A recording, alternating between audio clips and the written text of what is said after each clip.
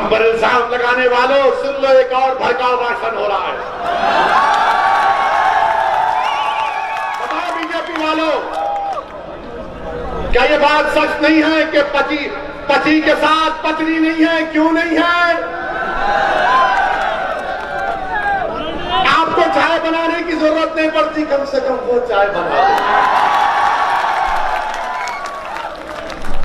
मगर इस पर भी अब शाम में 6 बजे से ये मीडिया वाले हमारा निकाह शुरू कर देंगे कि ओवैसी ने इनके बारे में ऐसा कह दिया। मैं तो कहा कि चाय बनाने में मदद मिल सकती है। बगैर दूध की पीता हूं, अच्छा लगता है। हमारे घर में खाली चाय मिलती है, बाकी सब हमको करना पड़ता। मैं पूछना चाह रहा हूं अखिलेश यादव से, जब CAA का कानून पार्लियामेंट में आया तो क्या शिवसेना ने नरेंद्र मोदी हुकूमत का साथ नहीं दिया CAA कानून में?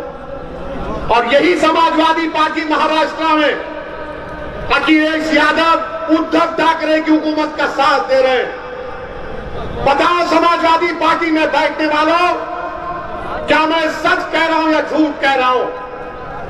क्या महाराष्ट्र में शिवसेना उद्धव ठाकरे की हुकूमत को तुम्हारी पार्टी ने साथ नहीं दिया? CAA के कानून में जो भारत के मुसलमानों को स्टेटलेस बनाना चाहते थे, आपने उनकी तायीद की।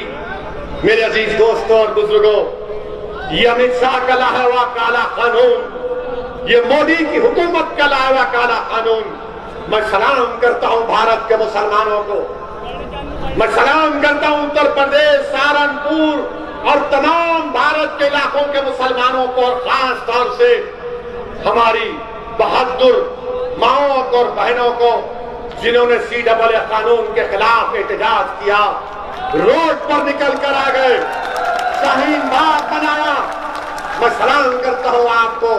और योगी, अमित शाह और मोदी को कह रहा हूं, दोबारा NPR NRC की बात होगी तो फिर हम निकल कर आएंगे इंशाअल्लाह। अमित शाह साहब, अगर हम जबान खोलेंगे ना तो बहुत सी बातें बता सकते हैं आपको, रोड पर क्या क्या होता है,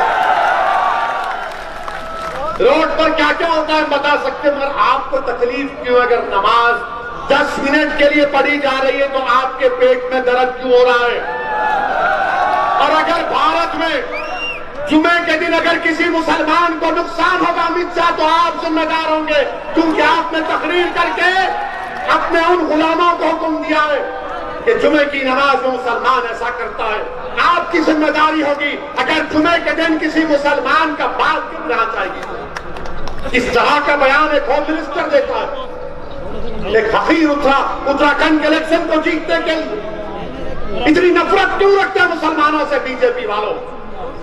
आप तो संविधान पर वोट लिए ना, आप तो संविधान पर हल्फ लिए जिसको बाबा साहेब अम्बेडकर ने बनाया, और उस संविधान में सबको बराबरी का मौका दिया गया। Right to equality fundamental right है। मगर अमित शाह नफरत की बात कर रहे हैं। अरे बाबा, यहां पर सहारनपुर में लिख कर लाया हूं, वरना बाबा बोलेंगे ओवैसी झूठ बोला। बाबा ने क्या कहा? किसी एक टीवी चैनल पर हम थे, तो टीवी चैनल के एंकर ने हमसे पूछा कि योगी जी ने कहा कि ओवैसी अगर सिखों की भी बात कर देते और दूसरे समुदाय की बात करते तो वो देश के नेता बन जाते। हमने कहा हमको बाबा से सर्टिफिकेट की जरूरत नहीं है, बाबा किसी और के लिए दुकान खोलकर बैठे। आप क्यों नहीं गए बाबा उन सिखों के घर पे? आपको जाना चाहिए था ना बाबा। बाबा, आपको सिखों से मोहब्बत नहीं है? तुम हमसे पूछ रहे हो? बाबा, हमको सिखों से इतनी मोहब्बत है कि आपने सहारनपुर में जब गुरुद्वारा और मस्जिद का मसला पैदा हुआ था ना, तो आपने कहा ठीक है बनाओ, हमको जमीन की जरूरत नहीं है, और एक जगह बनाएंगे।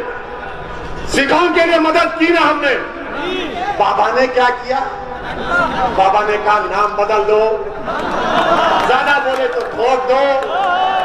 बाबा को कुछ समझ में आता ही नहीं है, बाबा खाली नाम बदलने पे है। बाबा सुबह उठते बोले नाम कितने बदले गए, उनको इतनी फिक्र। अच्छा बाबा ये बताओ सहारनपुर में और जौनपुर में मुसलमान 10% है, सहारनपुर में 40% के ऊपर है ना। अब आप ये बताइए सहारनपुर में खाली प्राइमरी हेल्थ केयर सेंटर 60 क्यों है और जौनपुर में 85 क्यों है? क्यों है बाबा, ये क्यों है? और कम्युनिटी हेल्थ सेंटर जौनपुर में 22 और सहारनपुर में सिर्फ 14। बाबा आपको सहारनपुर से इतनी नफरत क्यों है बाबा? मोदी जी ने क्या कहा था लखनऊ को आकर कि 18 लाख दिए जलाओ। मोदी जी हमारे घर में भी तो हमको रोशनी चाहिए ना। जो आप अंधेरा पूरे मुल्क में कर रहे हैं हिंदुत्व की आइडियोलॉजी के नाम पर, कौन सी स्कीम में आपने दिया मुसलमानों को बताओ? हम कह रहे पार्लियामेंट में स्कॉलरशिप डिमांड ड्रिवन करो, उस पर कोई बात नहीं होती। मेरे अजीज दोस्तों और बुजुर्गों, एक लंबी फहरिस्त है नाइंसाफियों की। मेरी आपसे सिर्फ यही गुजारिश है कि मुत्तहिद रहिए, अपनी जमात से वाबस्ता रहिए और अपने हौसलों को बुलंद रखिए। हाँ, योगी आदित्यनाथ सब पर देशद्रोही का मुकदमा लगा देते नहीं, वो क्यों पटाखे फोड़ा, वो क्यों खुशी मनाया? अरे बाबा देशद्रोही का मुकदमा उसी वक्त लग सकता है जब तशद्दुद होता है। और ये यूपी की हुकूमत मुजफ्फरनगर के फसादात में आजादी के बाद 50,000 मुसलमान अपने घर बार को छोड़ दिए, जिन पर मुकदमे आयद हुए साथियों के ऊपर 1000 मुकदमे कोर्ट में खत्म हो गए। अखिलेश यादव की सरकार थी जब हम कैंपों में सर्दी में कर रहे थे तो अखिलेश यादव सैफई में बंबई से फिल्म स्टारों को बुलाकर नाच गाना देख रहे थे। जब हमको ओढ़ने के लिए रजाई नहीं मिल रही थी तो अखिलेश यादव की सरकार ने बुलडोजर लगा दिए। अब बाबा ने कहा कि जब अखिलेश ने ऐसा किया तो मैं उससे बढ़कर करूंगा, और 70 से ज्यादा मुकदमे योगी आदित्यनाथ की सरकार ने बीजेपी के कायदीन से निकाल दिए, के ऊपर से डाल। मेरे अजीज दोस्तों और बुजुर्गों, यही जनगुजारिशात मैंने इखलास के साथ आपके सामने रखा है।